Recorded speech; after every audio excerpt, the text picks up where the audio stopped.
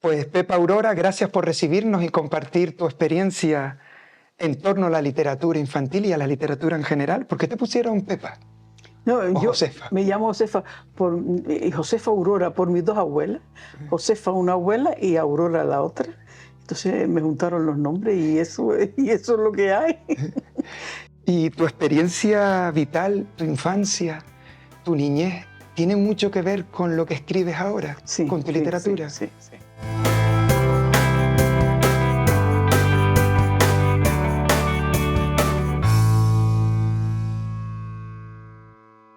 Tiene mucho que ver porque mi infancia fue una etapa repleta de cuentos y de historias, de fantasía. Fue una época muy dura de la posguerra española. Mi infancia fue a finales de los 40, 50, los 50, y esa era una época donde las madres contaban cuentos, las madres, las tías, las primas, hasta el cura contaba cuentos. Y es que era la única manera de entretener a los niños, ¿no? Porque en esa época era pecado todo. Era pecado ir al cine, era pecado todo. O sea, no había esos grandes espectáculos. Y entonces, pues, los niños nos entreteníamos contando historias, contando cuentos y llevando a la práctica un montón de historias, un montón de aventuras y cosas de El escuchar fue una escuela. sí. Escuchaba y además una escuela que te imprime disciplina, porque aprendes a escuchar, a escuchar a los demás y después reflexionas sobre lo que escuchas y te lo trabajas. Y eso fue para mí una escuela. Y naturalmente a leer. La lectura que yo hice con mi familia, que eran maestros, fue extraordinaria porque era una lectura ah, casi una lectura figurada, comprensiva, donde cada palabra que no entendía se explicaba en altavoz. Mi abuelo me daba explicaciones de lo que es esto, lo que es lo otro, y no solamente una definición, sino muchas definiciones, y aprendí, y la lectura fue casi un vicio para mí, desde pequeñita, ¿sabes? Precisamente te quería hablar del término de la palabra, porque cuando pensamos en un libro, claro, está compuesto por muchas palabras, pero cuando un escritor, cuando una escritora decide elegir una palabra, eso tiene una historia detrás. Cada palabra es una elección, Sí, a cada veces. palabra es una aventura, o tiene mucho que ver el conjunto, o le das importancia a cada una de las palabras que elige. No, no le doy la importancia, es que si yo tengo que usar una palabra, pues procuro encontrar, digamos, acomodar el sinónimo de esa palabra más usual, sobre todo más usual en el vocabulario infantil. Y procuro que esa palabra no sea tan extraña. No hay cosa más desagradable para un niño que encontrar 20, 30 palabras en un par de páginas, que tenga que ir al diccionario a buscarlo, tenga que preguntar. Eso es una lectura muy incómoda. Y entonces yo procuro que el lenguaje con el que ellos empiezan a ir aumentando ese vocabulario a medida que el niño va aprendiendo y va leyendo, pero ir aumentándolo lentamente. Tampoco meterle eso, 30, 40 palabras diferentes en una página porque se aburre el niño y no lee. En 1984 publicaste Millo Tierno. Si no me he equivocado en lo que he intentado leer de ti, fue tu primera publicación, Millo Tierno. Sí, eso fue una... Yo ya tenía escrito El Tallero, que se publicó un año después. Ya estaba escrito El Tallero, pero mi marido me dio la sorpresa de publicar ese que yo no quería. Que yo no quería, ¿sabes? Ni por nada del mundo quería yo publicar ese libro. Y lo intenté, no había editoriales en esa época, solamente había una editorial aquí que yo conocía, era en los 70, era Edirca y era el Centro de la Cultura, ¿no? A finales de los 70. Pues yo lo tenía escrito desde 72, 73, había escrito ese libro, así con cosillas de la escuela. Y bueno, y mi marido me dio la sorpresa, pero yo no quería editarlo. ¿Y qué hay de la Pepa Aurora actual, de ese Millo Tierno? Bueno, es que se cambió al año siguiente ¿Eh? de haberse publicado. Porque cuando tú ves un libro tuyo publicado, te das cuenta enseguida de los errores. de los fallos. Y entonces empiezas a darle vueltas. Bueno, eso me costó mi noche sin dormir. Sí. Y después, un año después, publiqué Papá Teide, no, meses después, publiqué Papá Teide en el Centro de la Cultura y Edirca, que era la editorial más fuerte de aquí de Canarias, me editó El Taller. Y la verdad que fue un cambio radical, total y absoluto. Quizás fue el libro que marcó después todo lo que vino después Sí, sí. y el libro que situó a Pepa en... Bueno, me situó más situada, ¿sabes? Sí, Más situada, porque a pesar de que se vendió, fue una novedad, porque yo hablaba de animalitos, la primera vez que se hablaba y tal, me situó, pero no como yo quería que se hubiese situado, sino yo quería más, de otra forma, situar el libro de otra manera. Pero no fue así y bueno, y estoy orgullosa después de tantos años, estoy orgullosa de haber escrito y de haber aprendido tanto.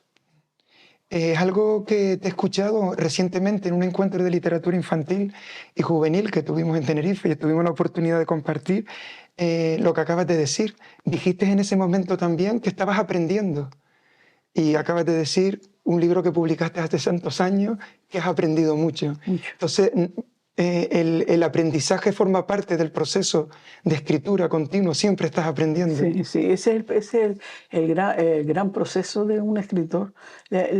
Bueno, por lo menos en mi caso, ¿no? Y yo sé que hay muchos que lo tienen que hacer así, porque si no se estancan.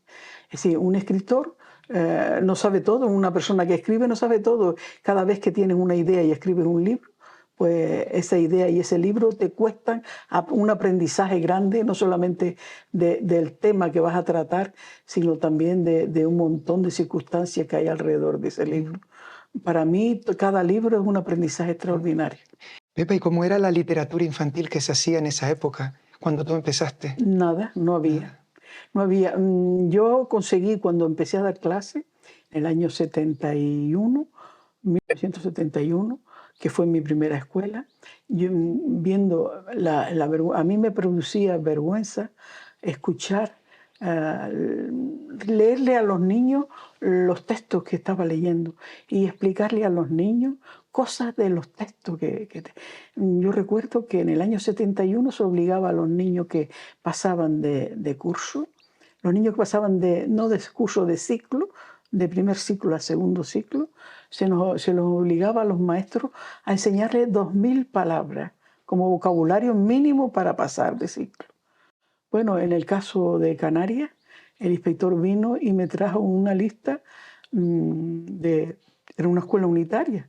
Yo tenía 40 y tantos niños. Bueno, 40 y pico niños en la época de los tomateros.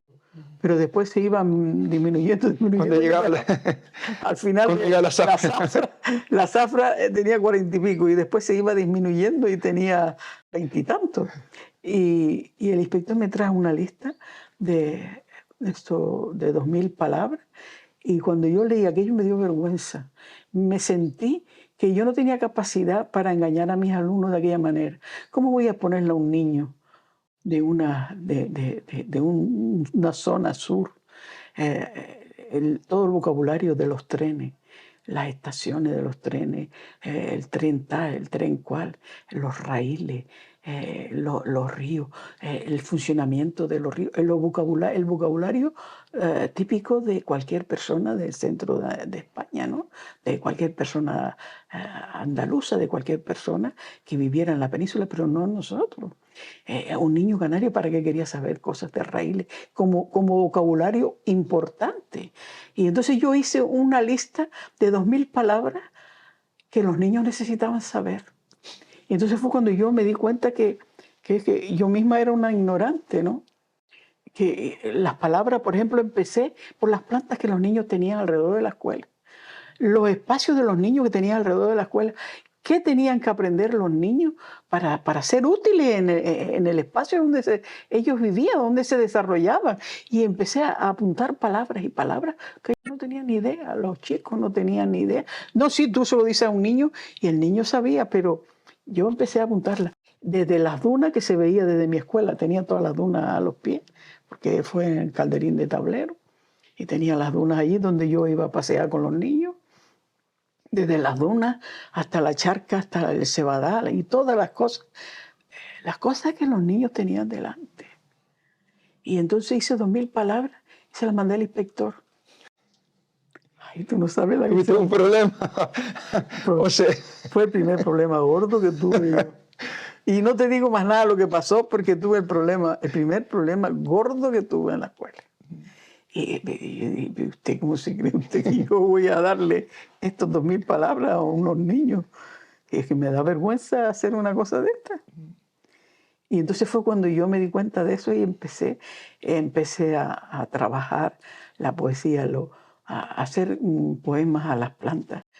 Yo, el primer año yo ya había hecho ya una recopilación de juegos tradicionales que justamente uno de los que mandó el inspector, yo creo que los inspectores mandaron a uno que era psicólogo y pedagogo, seguramente diría, esta maestra no está bien de la casa. Pues me mandaron a un psicólogo que era doctor en no sé qué cosa, y nos llevamos muy bien y enseguida conectamos, ¿no? Y entonces él cogió, yo le dije, mira, esto le enseñé aquello, le dije que estaba enseñándole a los niños a jugar a todos los juegos tradicionales, que había hecho una recopilación. Se volvió loco el hombre, cogió la recopilación y entonces me la publicó en el Canarias 7, en una página que tenían los doctores y licenciados, como una página para escribir. Pues publicó los dibujos, ellos me cogieron los juegos e hicieron dibujos y los prepararon. Entonces cada fin de semana, cada semana salía una página de juegos tradicionales míos y salieron más de 200 juegos, ¿sabes? Que yo había recopilado. Ese fue mi primer libro en realidad, porque estaba editado, pero no editado en un libro, sino editado en el periódico, ¿no? Me parece que se editó en el 72, se editó en el 72 y se repitió en el 78. O sea que el mural se llamaba la página. Bueno, pues eso es lo que pasó. Y entonces el chico el licenciado, me dijo, mira, yo creo que lo que estás diciendo, Pepa, es lo que tiene que hacer. Tú sigue con lo tuyo. Pepa, después de tantos años, ¿es la literatura la que hace a Pepa Aurora, la literatura infantil, o es Pepa Aurora la que hace literatura infantil? Yo creo que es Pepa Aurora la que hace literatura infantil. Yo observo a los niños, observo la vida, observo los cambios, porque estamos cambiando constantemente. Cambia la lengua, cambia el paisaje, cambia la vida, cambia la forma de ver las cosas. Y yo también me he adaptado. Y sé que esos cambios son necesarios introducirlos en la escuela y hacer los cambios. Pero a la vez es necesario que la escuela conozca las tradiciones y las cosas que, la historia y esa prehistoria o esa historia que nos han vedado, ¿no? Tiene que haber un entronque para que los niños se sientan seguros. Yo creo que la inseguridad que siempre hemos tenido los canarios se hubiese quitado o no la hubiésemos, ya la hubiésemos eliminado si hubiésemos sido capaces de entroncar la parte nuestra de la historia con la historia que vivimos en el siglo XV. No se puede decir, como se le dice a los niños de Telde, el 500 aniversario de la fundación de la ciudad de Telde. Es una estupidez. Telde lleva miles de años existiendo como ciudad, como núcleo principal y fundamental en la historia de nuestra tierra. Es que me parece un engaño eso. Y te digo lo mismo en Agüime, cuya historia tiene más de 1600 años. ¿Sabes? Entonces tú ves ese tipo de detalle y tú dices, esto es una falta de respeto. Y por eso escribes, por eso sigues No, escribiendo. yo digo, sigo escribiendo porque sé que todo tiene que entrar en los niños de una forma tierna, de una forma cariñosa, de una forma que no se obliga a nadie a aprender lo viejo, ni se obliga a aprender nada, sino que vaya recogiendo lo que está viendo, lo que está delante de los ojos de los niños, que ellos vayan recogiendo y vayan utilizando las palabras. Y esas palabras, mira, las palabras son tan importantes en la escuela, el vocabulario es importantísimo. Y yo utilizo esas palabras, las palabras son como luces. Cada vez que un niño aprende una palabra nueva, inmediatamente se le enciende una luz en la mente y se ilumina un montón de rincones con y va descubriendo él a través de esos rincones otros rincones y los va entrelazando. Entonces yo creo que el descubrimiento de las palabras es necesario, se puede hacer maravillosamente bien y no se puede hacer de otra manera sino a través de la literatura infantil. Y hay que hacerlo gradualmente, sin forzar nada, sin hablarle a los niños. Eso que yo te dije de la ciudad de Telde, por ejemplo, eso es para decírtelo a ti, pero a mí no se me ocurre decirle, sino Telde es una palabra guanche y significa lugar de palmera. Entonces, los niños tienen que ir atando cabos ellos por su cuenta. ¿Sabe? Y lo mismo me pasa con Agüime y me pasa con un montón de cosas. Una palabra simple despierta un montón de ideas y un montón de cosas. Hay que trabajarla y los libros no la traen. Hoy dije a los compañeros que venía a entrevistarte, incluso creo que compañeros que nunca te han leído, pero Pepa Aurora, Pepa Aurora. Y me hace sentir orgulloso el que una autora, mujer, de literatura infantil sea referente. No sé si eres consciente, tú eres consciente de lo que ha hecho tu literatura. Cuando digo referente incluso de personas que no te han leído, pero saben que tu literatura ha sido importante. ¿Cómo encajas todo eso? Yo sí sé que hay mucha gente que me dice, sí, no sé, no he leído nada tuyo, pero yo sé que tú vas a las escuelas, ¿qué tal? Mira, en otra época a lo mejor podría yo a lo mejor sentir como cierto orgullo, cierta cosa de estar trabajando y luchando por eso. Pero en estos momentos lo único que yo quiero es seguir trabajando y hacer cosas. Ahora tengo en mente un libro que estoy terminando y estoy con una ilusión tremenda para hacerlo. Y yo sé que si yo publique ese libro, los escritores van a seguir el ritmo. Hay que cambiar, Daniel, y hay que hacer cosas donde la novedad llegue. Y la novedad llega a través de que tú estés al día en un montón de cosas. Yo, por ejemplo, procuro estar al día en la literatura infantil que se hace a nivel del mundo, y no solamente de España. Yo te puedo decir que hay países sudamericanos que tienen una literatura universal maravillosa. A mí me acaban de mandar ahora unos libros de Cuba y unos libros hechos miserablemente, porque falta de medios tremendo para esos libros. Esos libros los coge aquí un editor y hace maravilla. De libros para los niños. Pues me han mandado libros de aquí, de Colombia. He recibido... Colombia está muy adelantada en un montón de cosas de literatura infantil y de montones de países sudamericanos, de Chile, de Argentina. Una riqueza tremenda de libros infantiles. Y me mandan amigos escritores con los que yo he trabajado cuando iba antes a contar cuentos y eso por ahí. Y me han mandado y de verdad que ahora estoy leyendo. Ahora los estoy leyendo y estoy descubriendo un montón de cosas. Y veo que la literatura infantil, y no digamos nada de Europa, veo que la literatura infantil tiene otro derrotero. Y que hay muchas cosas que uno se tiene que replantear y cambiar y seguir adelante. Y seguir adelante cambiando e introduciendo esos cambios, porque la vida es un cambio constante. Están tus relatos, tus cuentos, tu novela, pero muchas veces cuando hablo de ti, digo, es que fue muy buena narradora. Pepa Aurora ha ganado premios como narradora oral. Ahora a lo mejor no se te ve tanto encima de un escenario, pero ¿qué importancia ha tenido para ti? Yo sé que mucha, pero me gustaría que lo contara. La voz en la literatura que hace, en la literatura infantil. Sí que la tiene de dos formas. Una, leyendo.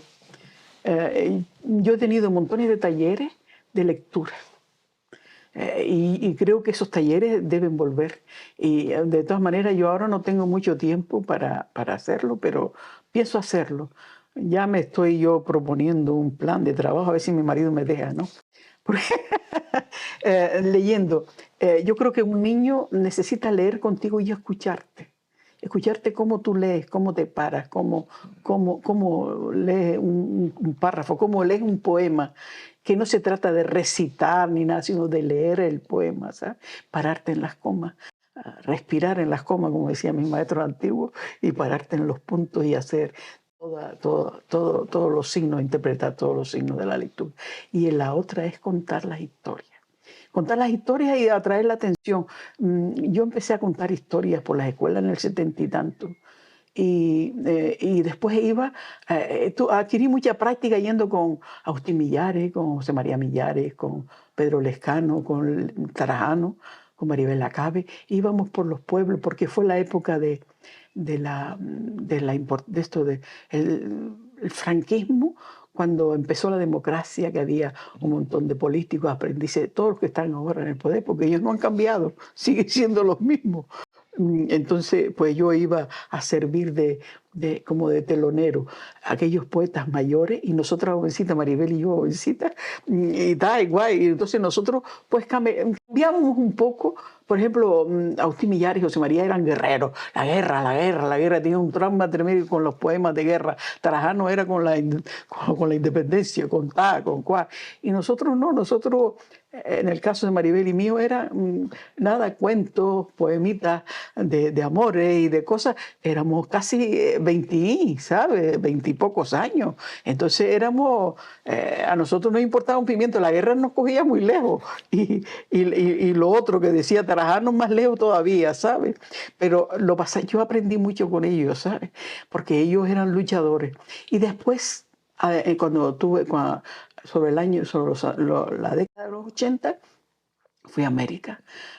Se creó el movimiento de narración hispanoamericana, y me invitó Antonio Lozano, era concejal en Agüime. Me dijo: Pepa, tú podrías estar estupendamente representando a Agüime, porque yo soy de Agüime, representando a Agüime, ¿qué tal? Y yo encantada. Pues fui a varios festivales, pero fui a uno en México en el año 89 y fue extraordinario. Conocí a un montón de chamanes, a un montón de escritores con los que después trabajé, y escritores maravillosos, premios nacionales de literatura, un montón. Desde Jairo Aníbal Niño hasta Teresita Fernández de Cuba, Jairo Aníbal Niño en Colombia, premios nacionales de literatura infantil. Y con ellos aprendí un montón. Y aprendí también a contar, a sentarme simplemente y hablar con los niños, contarles la historia. Y yo me di cuenta en ese momento que mis historias, escritas en Canarias, con mi manera de ser, con mi acento, como si dijéramos, eran perfectamente entendidas por los niños de México, de Cuba, de Chile. Ellos entendían perfectamente lo que yo le estaba diciendo. Y yo siempre le decía, y al final, si alguno no entiende algo, que levante la mano. Alguno me decía de vez en cuando: ¿qué quería decir tal cosa? ¿O qué quiere decir cual cosa? Alguna palabra, pero muy rara, ¿sabes? O sea que los niños te entienden. Si ellos no comprenden algo, lo meten dentro de la conversación. Sí. Tú sabes cómo son los chiquillos, ¿no? Pues de verdad que aprendí un montón de cosas. Y estuve contando historias hasta todos los años 90, hasta que mi hijo se enfermó y ya no pude. Decidí dedicarme a mi hijo y no pude estar asistiendo. Hice un alto en el camino, pero después mi hijo murió, y ya perdí yo la ilusión por estar viajando por América. Viajamos alguna que otra vez, ¿no? Estábamos en el verano allá, pero ya no era lo mismo. Las ilusiones no estaban para contar historias y para conocer a mucha más gente. Y esto fue una etapa de mucho dolor, de mucha pena, y entonces me dediqué por entero a escribir ya. Como tenemos que terminar, te iba a proponer un juego. Yo te iba a decir, tengo 3 palabras, y a mí me gustaría cómo te retumba esas palabras en tu corazón, porque yo sé que de alguna manera están presentes en tu escritura. Por ejemplo, los barrancos. Ah, mi infancia. La infancia. ¿Sabe? El azul intenso de mi infancia, el verde maravilloso de las laderas, de todas los culantrillos, todas las plantas que estaban colgando de los barrancos y que los iba a buscar para Navidad. Los barrancos, las grandes excursiones, las grandes aventuras por esos barrancos. Los barrancos para mí es la infancia. Los misterios, la Ah, noche. bueno, eso, los misterios y sobre todo en la noche, eso también son muy importantes porque eso nos ayudaba, sobre todo en los días fríos, de mucho viento, en Ingenio, un cuento de miedo, vamos al cuarto que van a decir cuentos de miedo, y vamos a decir, a que nos dijeran cuentos de miedo, y después no sabía cómo llegar a mi casa del pánico tan grande que tenía. Y los miedos también me dan cierta libertad, cuando en mi infancia tenía una libertad total y mi madre me daba ahí a todas partes. Yo estaba siempre en la calle. Yo creo que la vida de los niños de la época mía fue la calle. Todas eran madres, tías nuestras, porque todo el mundo nos cuidó. Y cuando nos contaban cuentos de miedo, me costaba llegar a mi casa. Y la escuela. La escuela fue maravillosa. Yo tuve unas maestras maravillosas y después tenía un montón de familia maestra. Mi abuelo maestro, mis tías todas maestras, toda mi familia. La primera maestra que hubo aquí en Ingenio fue mi tatarabuela. Y para mí eso es un orgullo, ¿sabes? Y la escuela fue todo para mí. Aprendí a leer. Una maestra que se llamaba Doña Paca leía conmigo en alta voz. Y bueno, me corregía la manera de hablar, de decir. Sí, le debo la lectura, se la debo a esas maestras. ¿Para qué sirve la literatura infantil y juvenil? Yo creo que esa es la única manera de seguir entroncados, los niños sigan entroncados con su yo, con su espacio, con su entorno. Y aprender y saber ser creadores en su espacio. Mm, Intentar, cuando sean mayores, intentar despacito subir el escalón de la universalidad y, y siendo creadores con el espacio que conoce, conocerlo, siendo creadores con el espacio, esos niños pues serán también creadores en el futuro y creadores y harán grandes cosas hacia el universo, ¿no? Hacia la universalidad, hacia el mundo, de sacar su historia y su entorno y su espacio al mundo. Bueno, pues Pepa, muchas gracias. Nada, por Dios. Para mí es un placer. Ha sido un placer verte.